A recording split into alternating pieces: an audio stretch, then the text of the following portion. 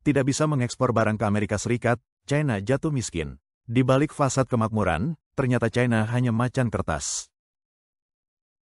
Isu kesulitan finansial belakangan ini menjadi topik hangat di China, khususnya pertanyaan, mengapa masyarakat China semakin miskin meskipun pemerintah secara resmi mengklaim adanya pertumbuhan PDB. Warga biasa terus merasa tertekan oleh bisnis yang kesulitan, pasar properti yang lesu, meningkatnya pengangguran di kalangan anak muda, dan anggaran rumah tangga yang semakin ketat. Perang dagang AS-China yang masih berlangsung kini kembali memanas, menyebabkan pesimisme di kalangan pelaku perdagangan luar negeri. Saat ini, meskipun kedua pihak mengklaim sedang melakukan negosiasi, belum ada tanda-tanda bahwa perang dagang ini akan segera berakhir. Bahkan, risiko untuk terus berlarut-larut semakin besar. Banyak perusahaan konsultan dan pakar ekonomi memprediksi bahwa ekonomi China yang sangat bergantung pada ekspor akan menghadapi tekanan yang jauh lebih besar dibandingkan AS dalam beberapa tahun mendatang. Usaha kecil dan menengah diperkirakan akan gulung tikar, pemutusan hubungan kerja dan pemotongan gaji akan semakin sering terjadi, dan biaya hidup akan meningkat, menjebak warga biasa di antara harga yang tinggi dan upah yang rendah. Seorang pemilik usaha mengeluhkan, bisnis kami dengan klien Amerika sudah tidak mungkin lagi. Minggu ini saya mengirim barang ke AS senilai $500, dan sekarang saya dikenai pajak tambahan sebesar $700, sekitar 5.000 yuan, ditambah lagi 1.000 yuan untuk biaya pengiriman.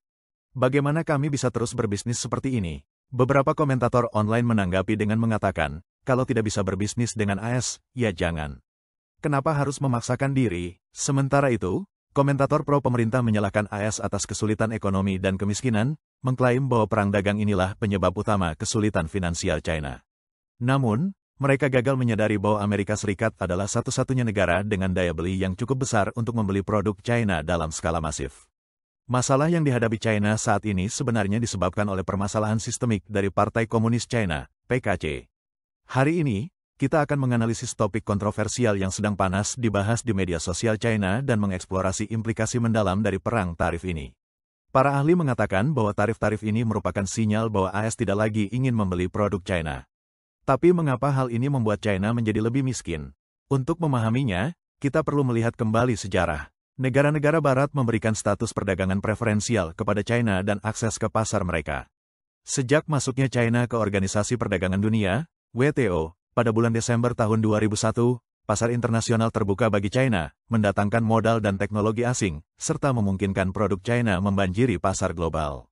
China dikenal sebagai pabrik dunia, menciptakan lapangan kerja dan secara signifikan meningkatkan pendapatan masyarakatnya.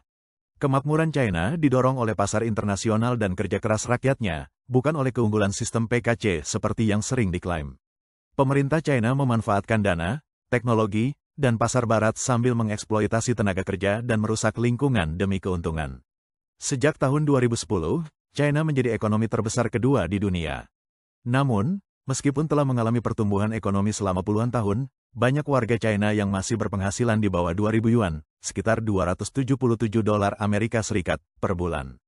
Laporan Bank Dunia tahun 2023 menunjukkan bahwa sebagian besar penduduk China masih hidup di bawah garis kemiskinan internasional sebesar 400 yuan, sekitar $55 Amerika Serikat, per bulan. Selain itu, data dari World Inequality Database tahun 2024 menunjukkan bahwa 10% orang terkaya di China menguasai 68% kekayaan negara tersebut. Sebagian besar kekayaan yang dihasilkan oleh rakyat biasa justru mengalir ke kantong elit PKC. Sementara itu, pemerintah terus menguras sumber daya dari masyarakat melalui harga perumahan, biaya pendidikan, dan layanan kesehatan yang terus melonjak. Hal ini membuat rakyat biasa tidak mampu menabung. Bahkan jika mereka berhasil menyisihkan sedikit tabungan, tidak ada jaminan keamanan di bank maupun dalam investasi. Kesenjangan kekayaan ini merupakan akibat langsung dari monopoli sumber daya dan korupsi sistemik oleh PKC. Buku The Essence of Poverty yang ditulis oleh dua ekonom menjelaskan bahwa salah satu penyebab utama kemiskinan adalah akses terhadap informasi yang salah atau tidak lengkap. Informasi yang jujur sangat penting. Namun inilah yang justru disembunyikan PKC dari masyarakat. Meskipun industri keuangan meraup keuntungan besar, skandal seperti platform pinjaman P2P dan Esubao telah menyebabkan kerugian besar-besaran. Pemerintah daerah dan bank mempromosikan skema-skema ini, membujuk masyarakat untuk berinvestasi, hanya untuk melihat perusahaan-perusahaan tersebut menghilang. Pihak berwenang menjanjikan pengawasan yang lebih ketat, tetapi taktik pencuri teriak pencuri ini seringkali hanya menutupi perebutan kekuasaan dan perampasan kekayaan di kalangan elit. Pasar saham dimanipulasi oleh orang-orang dalam yang memiliki kekuasaan, meninggalkan investor kecil dengan kerugian yang sangat besar. Cacat sistemik membuat regulasi tidak efektif, dan banyak kasus seperti ini dibiarkan tanpa penyelesaian.